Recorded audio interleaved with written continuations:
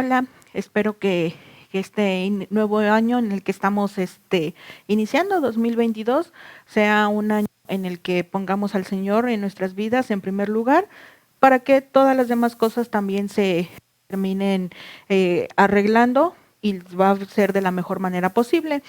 Vamos a hablar en esta ocasión de un tema que quizás es un poco, o en ocasiones es un poco difícil mencionarlo, pero es muy importante porque es casi con seguridad que no, que en este año o en cualquier momento de nuestra vida lo hemos pasado, y es acerca del sufrimiento.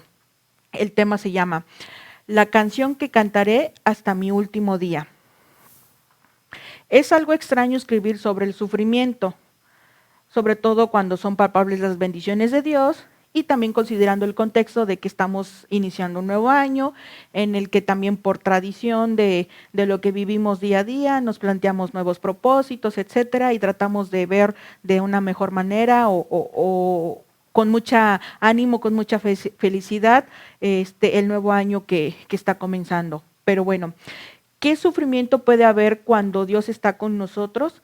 ¿Qué categorizaría solo como una dificultad y qué como un sufrimiento intenso? Considero que sé muy poco sobre sufrir cuando pienso lo que vivieron las mujeres cristianas del pasado, o incluso cuando escucho sobre las que sufren hoy en día, aquellos que sufren de persecución, tráfico humano o esclavitud. Por ello, cuando las personas me dicen que en mi vida no hay un sufrimiento, o que muchas veces se traduce en enfermedad o se asocia con la enfermedad alguna, me siento animada, pero también asombrada por cómo me sostiene el Señor, pues Él ha estado derramando su espíritu en mí y Él ha estado trabajando en mí poco a poco por muchos años. El secreto para sufrir bien, bueno, recordando un poco, quizás recostada en mi cama con mucha comodidad, pues estaba tratando de justamente recordar si yo en verdad he sufrido a lo largo de mi vida.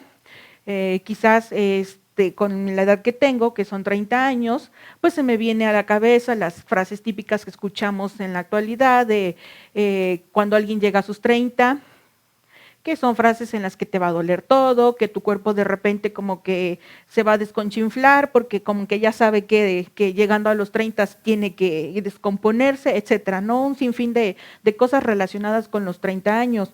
Y bueno, eso también me puso a pensar que ciertamente ya llegué a los 30 y tengo problemas ahora de enfermedad. Uno de ellos, y el más crítico, quizás sea mi dolor en la zona lumbar por un desgarre que tuve aquí. Y bueno, cuando me regresa el dolor, es un dolor insoportable, tan insoportable que no puedo hacer mis actividades diarias de manera normal, no puedo estar a gusto ni parada, ni sentada, ni acostada. Y eso sí es una cuestión complicada porque pues, son las únicas posiciones en las que podemos estar.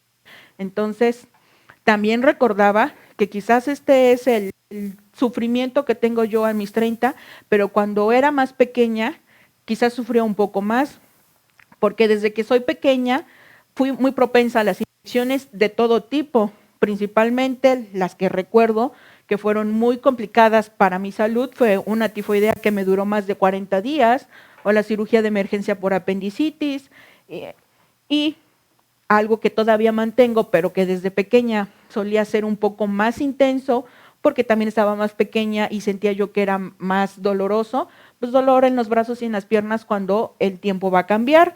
Y bueno, estar recordando todo eso, quizás antes llegaba yo a llorar por cualquiera de enfermedad que tenía yo, o simplemente recordar por cosas pequeñas que podía yo estar en casa y me curaba, o incluso cuando ya eran cosas más difíciles y acababa yo en el hospital con mi mamá en la sala de urgencias. Entonces, en cualquier situación, estando en mi casa tratando de superar una enfermedad sencilla o estando en una sala de un hospital, en cualquiera de esas situaciones recordé una cosa.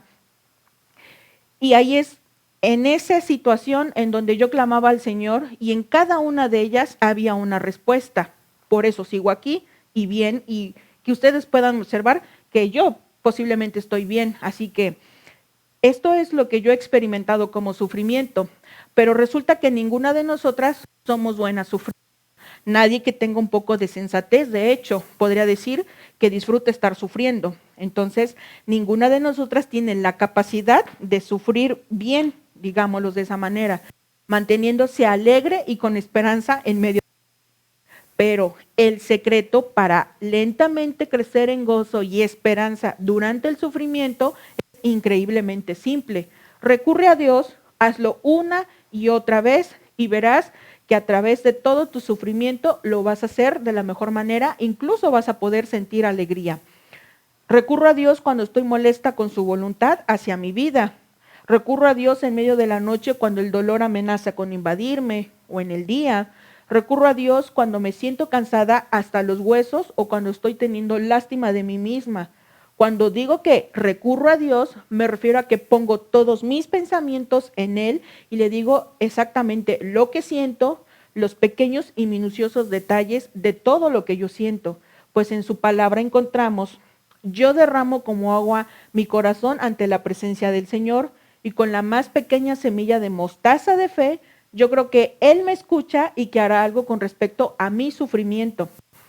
Ese acto constante de recurrir a Dios ablanda mi corazón, permitiéndome escuchar su voz y así terminar con mi egocéntrico monólogo y comenzar a tener un hermoso diálogo con Él. El secreto sagrado del sufrimiento es que a través de las décadas, pues me he convencido cada vez más de que yo no puedo escuchar de Él o dialogar con Él fuera de su palabra. A través de las páginas de la Escritura, Él habla exactamente lo que mi corazón necesita escuchar. Él se revela a sí mismo, algunas veces en formas que no reconozco inmediatamente, y esas revelaciones lo cambian todo: mis pensamientos, mis deseos, mi perspectiva, simplemente todo. Y aquí yace uno de los secretos del sufrimiento. Aquel que sufre tiene una capacidad única para experimentar a Dios a través de su palabra de una manera que no puede ser experimentada en los días cómodos y felices. Por ejemplo, Charles Spurgeon lo dice de la siguiente manera: la prosperidad es como una ventana pintada que rechaza gran parte de la clara luz de Dios. Solo cuando el azul, el carmesí y el matiz dorado son removidos, puede entonces la ventana volver a ser transparente. La adversidad remueve el matiz, el color, lo opaco, y es entonces cuando vemos a nuestro Dios en la ausencia de otros dioses y nos damos cuenta que el buen Dios es mejor. Robert Hawker lo dice de esta forma: tus palabras son dulces y perfectas para mi alma cansada, y mi sentimiento de vacío vuelve tu llenura aún más preciosa. Sé que puedo sonar como un disco rayado, pero esta es la canción que cantaré hasta mi último día. En las manos de un Dios bueno, sufrir es un regalo. Son las cuerdas humanas y los lazos de amor que nos sujetan a Jesús. Son el trapo y el tiner que limpian esa ventana pintada y pide que tengamos la vista puesta en Él. No hay nada más precioso en la tierra que mirar y conocer a Jesús a través del sufrimiento.